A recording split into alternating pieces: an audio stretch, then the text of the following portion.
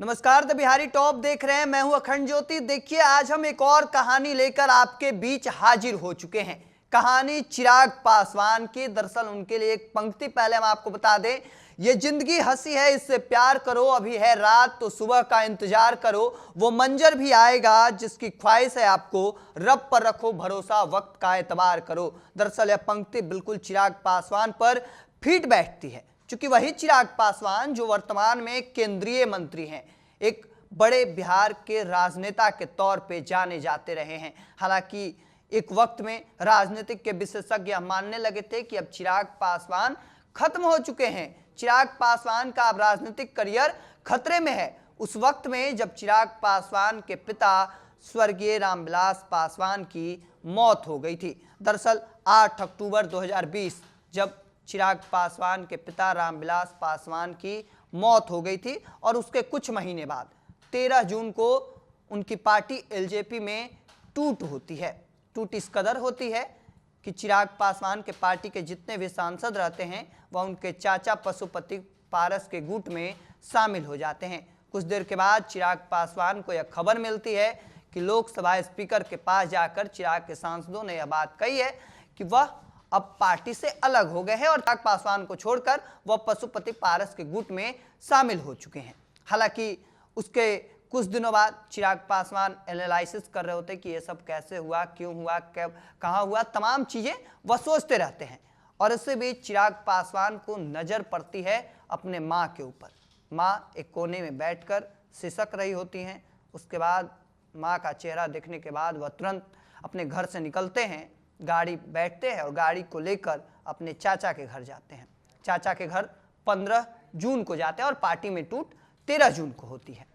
15 जून को उस घर में जाते हैं चिराग पासवान, जिस घर में जाकर कभी वो आशीर्वाद मांगते थे, खाने का ऑर्डर देते थे, तमाम चीजें सीधे तौर पर कहते थे, हमें खाना चाहिए, क्या खाना, कहाँ, सारा कुछ एक तरीके से अपने घर की तरह उस घर में जाते थे।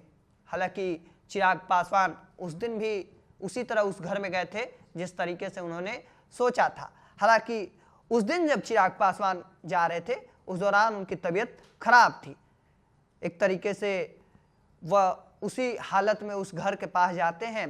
घर के पास जाते हैं तो अमूमन जब जाते थे तो सीधे गाड़ी अंदर चली जाती थी, दरवाजा खुले रहते थे, अंदर जाते थे, मुलाकात करते थे, आशीर्वाद लेते थे, जो खाना पीना अपने घर की तरह। हालांकि जब 15 जून को वो घर जाते हैं, सबसे पहले उनकी गाड़ी रोक दी जाती है आगे।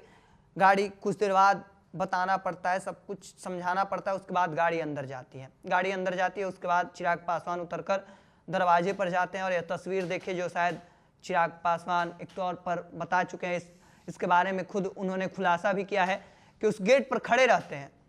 गेट पर खड़े रहने के बाद नॉक करते हैं। नॉक करने के बाद काफ़ी देर तक नॉक करते रहते हैं। उसके बाद फिर एक हेल्पर आते हैं, उस घर का दरवाज़ा खोलते हैं।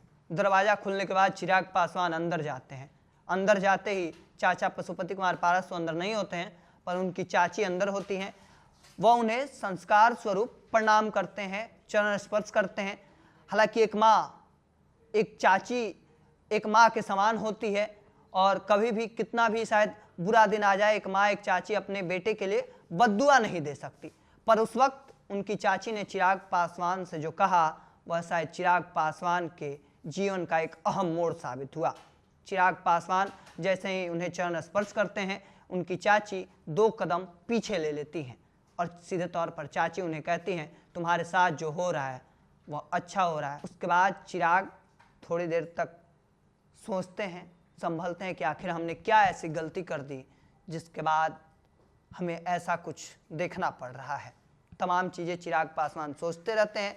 उसके बाद उन्होंने एक और मीडिया इंटरव्यू में बातचीत कहा कि अगर हम उस वक्त में चाहते तो आसानी से चुप रहकर शांति से सब कुछ देखते रह जाते हैं और एक दिन हम खत्म हो जाते हैं। हालांकि चिराग पासवान वर्तमान में आज केंद्रीय मंत्री हैं, एक बड़ी पार्टी चला रहे हैं, एक अच्छी खासी, जिसमें तमाम सांसद हैं, 5 सांसदों की पार्टी है, बड़े बड़े गद्दावर नेता हैं, बड़े बड़े बाहुबली नेता हैं उनके पार्टी में। और अब ऐसे में चिराग पासवान एक नया मुकाम पर अपने पहुंच चुके हैं। चिराग पासवान की पार्टी आज न केवल बिहार में बल्कि आज के दिन उन्होंने झारखंड में भी एक बड़ी बैठक बुलाई है और हो सकता है झारखंड में भी वो कई सीटों पर चुनाव लड़ सकते हैं। अब ऐसे में आगे देखते जाइए क्या कुछ निकल कर सामने आता है। तब तक के तमाम हर अपडेट को देखते रहने के लिए द बिहारी टॉप देखते रहें।